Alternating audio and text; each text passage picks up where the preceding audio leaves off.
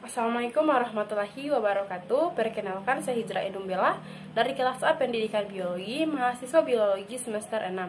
Nah, di sini saya akan membuat video penjelasan terkait strategi pembelajaran metakognitif, yaitu sebagai tugas dari mata kuliah strategi pembelajaran.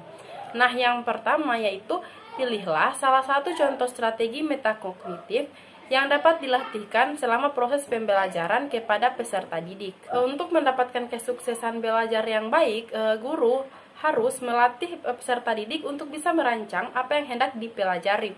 Kemudian memantau kemajuan belajar siswa dan menilai apa yang telah dipelajari. Nah, ada beberapa strategi metakognitif yang dapat dikembangkan untuk meraih kesuksesan belajar peserta didik.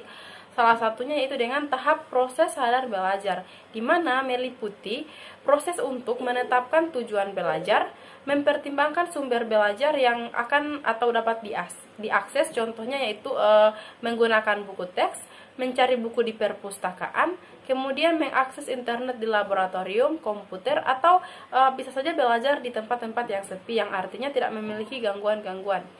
Kemudian menentukan bagaimana kinerja terbaik peserta didik yang akan dievaluasi, mempertimbangkan tingkat motivasi belajar dan menentukan tingkat kesulitan belajar siswa. Ketika siswa mampu merancang, memantau, dan merefleksikan proses belajar mereka secara sadar, pada hakikatnya mereka akan menjadi lebih percaya diri dan lebih mandiri dalam belajar.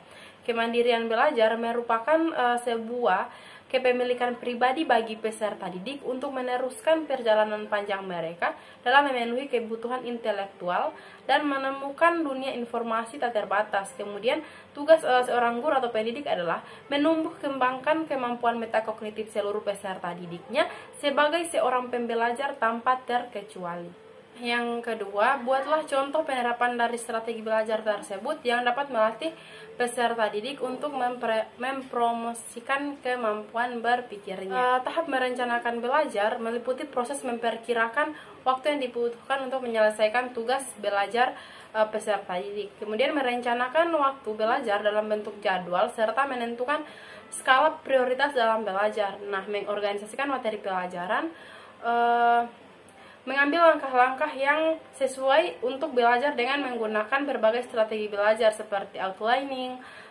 mind mapping, speed reading, dan strategi belajar lainnya.